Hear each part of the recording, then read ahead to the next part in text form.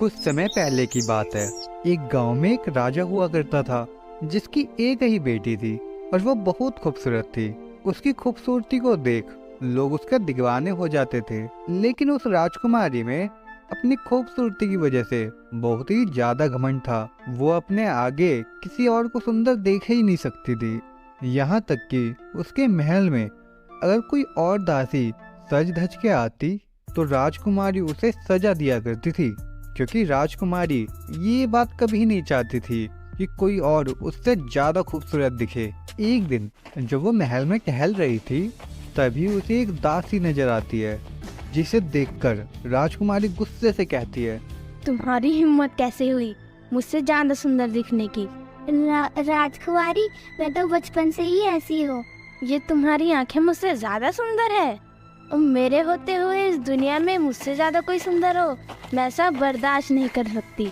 सिपाहियों, इस लड़की को महल के जेल में डाल दो। मुझे इस लड़की की शक्ल दोबारा नहीं देखनी है, समझे तुम? लेकिन राजकुमारी जी, मेरी गलती क्या है? आप मेरे साथ ऐसा क्यों कर रही हैं? तुम मुझसे ज्यादा सुंदर हो, यही तुम्हारी गलती है। इतना कहकर राजकुमारी उस लड़की को जेल में डलवा देती हैं और अब ये बात महल और गांव के सभी लोगों को पता चल जाती है। चारों ओर ये बातें होने लगती है कि राजकुमारी को अपनी खूबसूरती पर बहुत ही घमंड है। यूं ही कुछ दिन और बीत जाते हैं। एक दिन राजकुमारी अपने गुलाबों के बागान में टहल रही थी, जहां उसे बहुत ही सुंदर गुलाब नजर आता है, जिन्हें देखकर राजकुमारी कहती है, अरे वाह, ये गुलाब तो बहुत सुंदर है, लेकिन इन गुलाबों की जगह इस बगीचे में नहीं है, मेरे बालों में है। इसे लगाने से मेरी सुंदरता और भी बढ़ जाएगी। एक गुलाब अपने बालों में लगा ही लेती हूँ। राजकुमारी जैसे ही उस गुलाब को तोड़ने जाती है तभी उस गुलाब से आवाज आती है, राजकुमारी, मुझे मत तोड़ो, मेरे छोटे छोटे बच्चे हैं, उन्हें मेरी जरूरत है, तुम मेरे साथ ये मत करो। ये क्या हो रहा है? आखिर ये गुलाब बोल कैसे सकता है?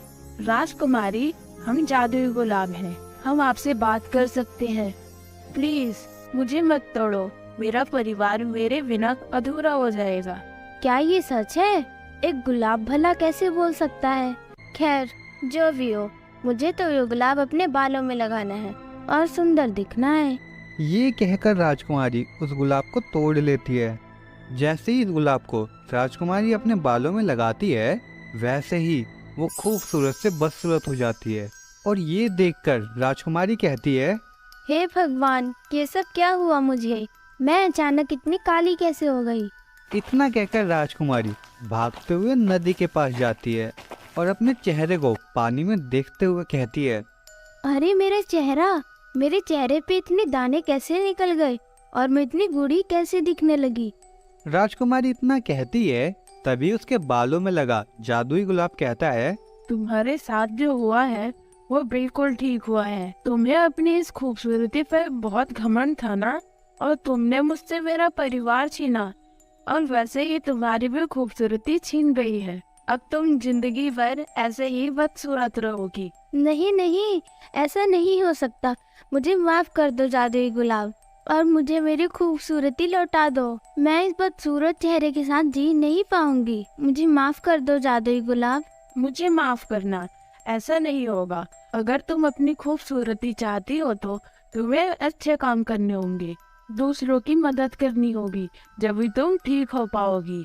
जब तक तुम ऐसा नहीं करोगी तब तक तुम ठीक नहीं हो पाओगी। ठीक है, मैं अपनी खूबसूरती को पाने के लिए सब कुछ करूंगी। इतना कहकर राजकुमारी अपने महल में वापस आ जाती है। अब पूरे गांव में राजकुमारी की बदसूरत होने की बात फैल गई थी और सभी राजकुमारी पे बहुत ज्यादा हंसने लगते हैं, लेकिन राजकुमारी उन्हें कुछ कह भी नहीं पाती थी। अब उसे शर्म आने लगी थी बाहर जाने में भी। राजकुमारी अपनी गलती को सुधारने के लिए उस लड़की के पास में जाती है जिसे उसने खूबसूरत होने की वजह से जेल में भेजा था, और उससे राजकुमारी कहती है, मुझे माफ कर दो, मैंने तुम्हारे साथ जो भी किया वो गलत किया। मुझे अपनी गलती पर पछतावा है। राजकुमारी जी, आप मुझसे माफी मत मांगिए। आप तो इस गांव की राजकुमारी हैं और मैं एक मामूली काम करने वाली लड़की। और आप मुझे शर्मिंदा मत कीजिए। तुम इतनी खूबसूरत और कितनी अच्छी हो, तुम्हें अपनी खूबसूरती पर जरा भी घमंड नहीं है। अगर मैं तुम्हारी तरह होती तो आज मैं इतनी बदसूरत नहीं होती। राजकुमारी जी, आप चिंता मत करो, सब ठीक होगा। मैं भगवान से प्रार्थना करूंगी कि आपको आपकी सुंदरता वापस मिल जाए। अब राजकुमारी वहाँ से चली जाती है। उस दिन के बाद से राजकुमारी गरीब लोगों की मदद करने लगती है। वो गरीबों को कपड़े और खाने का राशन दिया करती थी। अब जो लोग पहले राजकुमारी से नफरत किया करते थे, वो भी अब राजकुमारी की तारीफ करने लगे।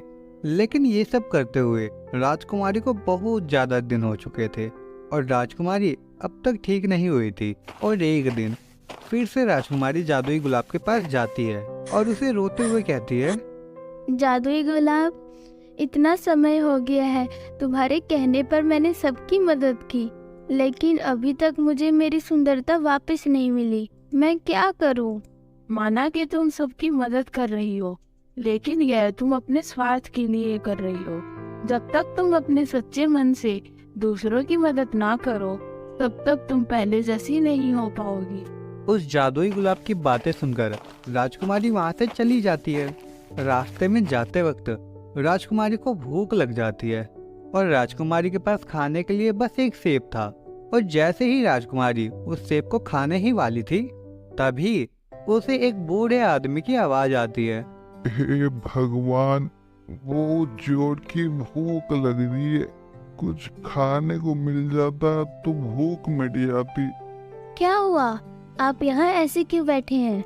राजकुमारी जी, आप मुझे माफ कर दीजिए, मैं आपके रास्ते में आ गया। मुझे सजा मत दीजिएगा, मैं अभी यहाँ से चला जाता हूँ। नहीं नहीं, आप बैठिए और मुझको बताइए कि क्या हुआ है।